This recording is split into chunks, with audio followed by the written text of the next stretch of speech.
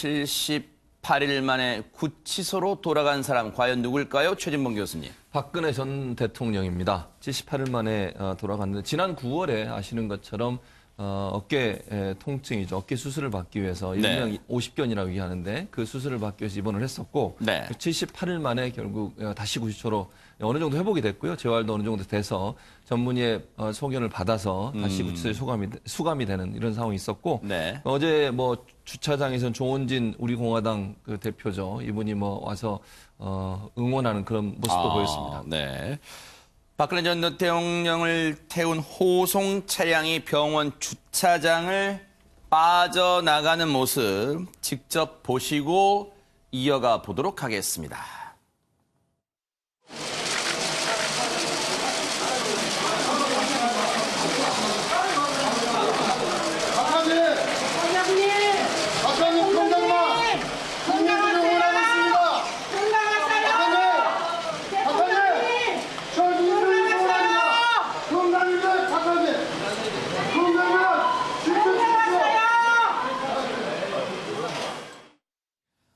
저렇게 지지자들은 응원의 목소리도 내기도 했는데 김복준 의원님 일단은 뭐 박근혜 전 대통령에 대한 여러 가지 혐의가 있습니다. 네, 한번 짚어볼까요?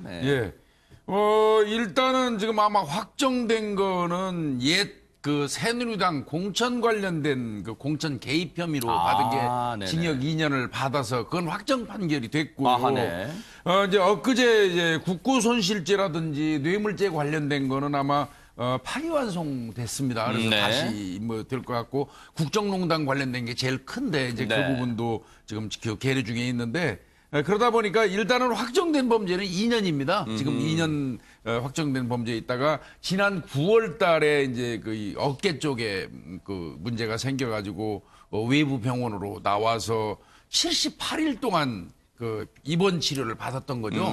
이제 그 과정에서 뭐 이 다른 재소자들 어떤 그 예에 비추어 볼 때 이거 특혜 아니냐 뭐 이런 논란도 사실 일기는 했었죠. 그런데 이제 어제 그 다시 이제 구치소로 재수감되는 그런 장면이 보였습니다. 지금 김복준 의원님이 말씀해 주신 그 병원 입원이 왜 특혜 논란을 불러일으켰을까요? 최진봉 교수님. 1차적으로는 이제 가장 논란이 되는 건 이거예요. 기결수. 그러니까 이미 형이 2년이 확정된 상태잖아요. 기결수 같은 경우에 일반인들은 아무리 길어도 한 달 이상 입원을 시키는 경우가 없습니다. 근데 지금 78일이면 두 달이 넘었잖아요. 네, 그래서 이게 좀 너무 특혜 아니냐. 그리고 뭐 개인 돈으로 하기는 한다고 했습니다만 VIP 병동을 사용을 했거든요. 그것도 이제 국민들이 볼 때는 눈높이에 맞지 않다 이런 부분들이 있고 그래서 좀 기결수 입장에서 한 두 달 이상 78일이나 된 긴 기간 사실은 그 전에 이제 전직 대통령 중에 수감 중에 입원한 경우가 전두환 전 대통령이 있었어요. 그때가 제일 길었는데 74일이었어요. 이번에 78일이 됐으니까 4일을 더 이제 있었으니까 제일 오래 있었던 이제 전직 대통령이 됐는데 그런 모습이 이제 국민들 볼 때는 특혜가 아닌가 이런 이제 비난이 좀 있었습니다.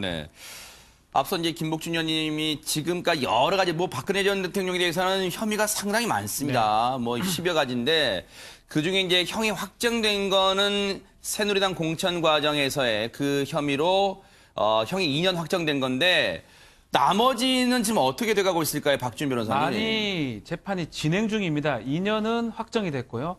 특히 가장 중요한 재판 중에 하나인 국정농단 사건이 2심에 계류 중이에요. 이 사건 25년을 일단 선고를 받았었거든요. 이 부분도 지금 확정이 안 된 상황이고 최근에 이제 국가정보원 특수활동비 관련해서 원래 2심에서 5년을 이제 받았었는데 이게 대법원 가서 무죄를 받았던 게 유죄 취지로 지금 파기환송이 됐습니다. 그러면 어떻게 되는 거예요? 형량이 지금 늘어나게 되는 거예요? 그렇죠. 현재 좀 계산해 보면 한 32년 정도 형인데 이거보다 형이 좀 훨씬 늘어날 가능성이 좀 높아 보이는 상황이다. 특히 국고손실죄가 형이 높습니다. 높기 때문에 지금보다 상당히 많이 늘어날 가능성이 더 큽니다. 근데 참 공교롭습니다. 이 표현이 적절할 것 같아요. 박근혜 전 대통령이 이제 구치소로 돌아간 날 반대로 구치소에서 나온 사람이 있다면서요, 양진 변호사님. 네, 맞습니다. 어젯밤 한 11시 30분 정도 무렵에 서울 동부구치소 근처에 정말 많은 사람들이 모였습니다. 바로 김기춘 전 비서실장이 나온다라는 소식을 듣고 이렇게 사람들이 몰린 건데요. 구속 취소가 된다라는 소식을 듣고 지지자들은 물론이고 뭐 여러 명의 유튜버들도 보였고요. 네. 그리고 한 30분 정도가 흘러서 자정이 되니까 드디어 이렇게 구치소 문이 열렸습니다. 네. 뭐 저 동부구치소는 여러분 아시는 것처럼 이명박 전 대통령도 수감됐었던 구치소인데 최신식 건물이라고 하더라고요. 그래서 저 동부구치소에서 나오는 모습, 구치소 정문이 열리는 모습 한번 직접 보시고요. 이어가 보도록 하겠습니다. 나온 것 같습니다.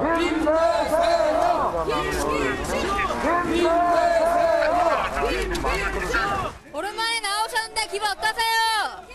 세월호 조작 혐의 이전하는데 혐의 인정하십니까?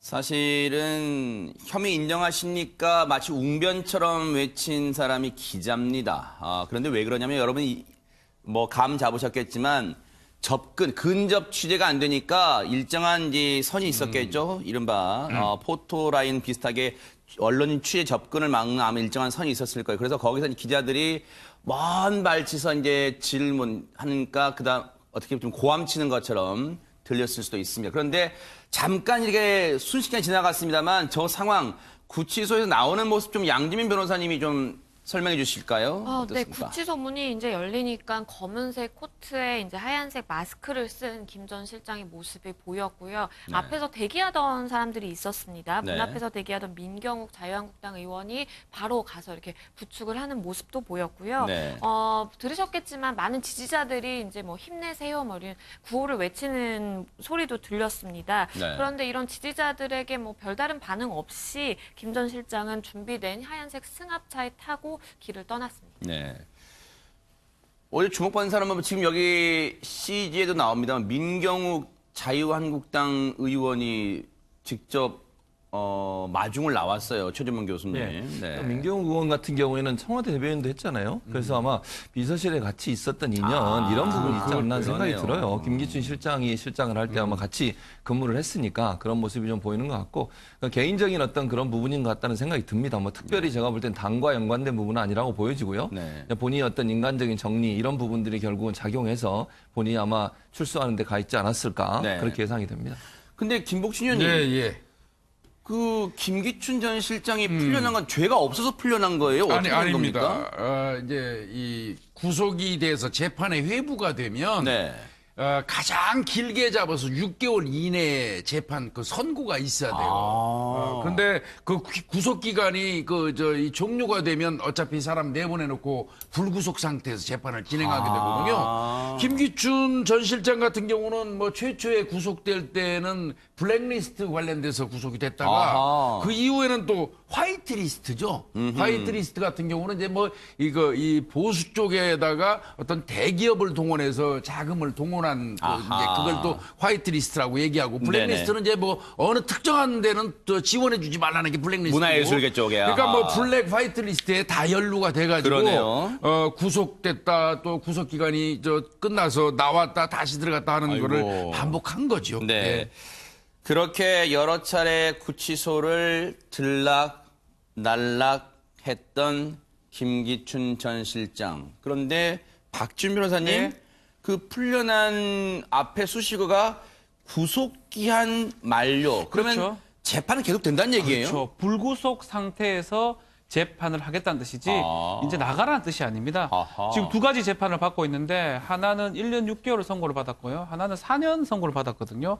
그중에 재판 받는 도중에 시간이 많이 지나다 보니까 뭐 1심에 6개월, 1년 정도 이상을 구속을 할 수가 없습니다. 그래서 이제 법원에서는 구속 이제 기간이 만료가 됐기 때문에 그 전에 취소를 지금 해준 상황이고요. 네. 이게 만약에 불구속 상태로 재판을 받다가 다시 선고가 되면 법정에 또 다시 구속될 가능성, 또 확정되면 구속이 또 될 가능성이 그렇군요. 높습니다. 아직 그런 절차는 남아 있습니다.